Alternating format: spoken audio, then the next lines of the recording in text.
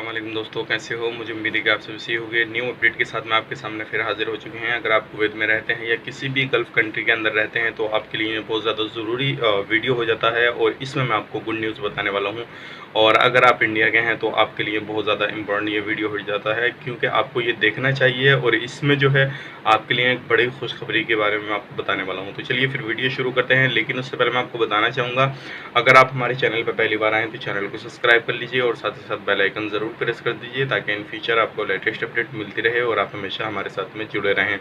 और ये उन लोगों के लिए है वीडियो जो लोग किसी भी कंट्री में हैं, जो है इंडिया के सिटीज़न हैं और इंडिया के रहने वाले हैं, किसी भी कंट्री में रहते हैं और वो अपने देश, अपने वतन वापस आना चाहते हैं। तो क्योंकि अभी एक नई अपडेट आई है इंडिया सरकार की तरफ से। जैसे कि आपको मालूम है, अभी इंडिया सरकार ने जो फैसला किया है वो 7 तारीख से जो है, जो विदेश में फंसे लोग हैं इंडिया के, उनको लाने का फैसला कर लिया है।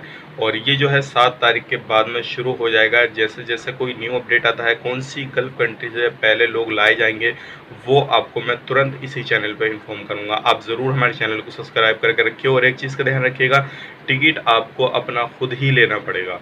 अगर आप किसी भी गल्फ़ कंट्री में रहते हैं तो टिकट आपको खुद लेना पड़ेगा, टिकट आपको कोई भी गवर्नमेंट नहीं देगी, इस चीज़ का भी ध्यान रखिएगा। और किसी भी कंट्री में है तो आपके लिए बहुत बड़ी खबर है ये, क्योंकि काफ़ी सारे लोग जो थे वो परेशान हाल थे, तरह-तरह से परेशान थे।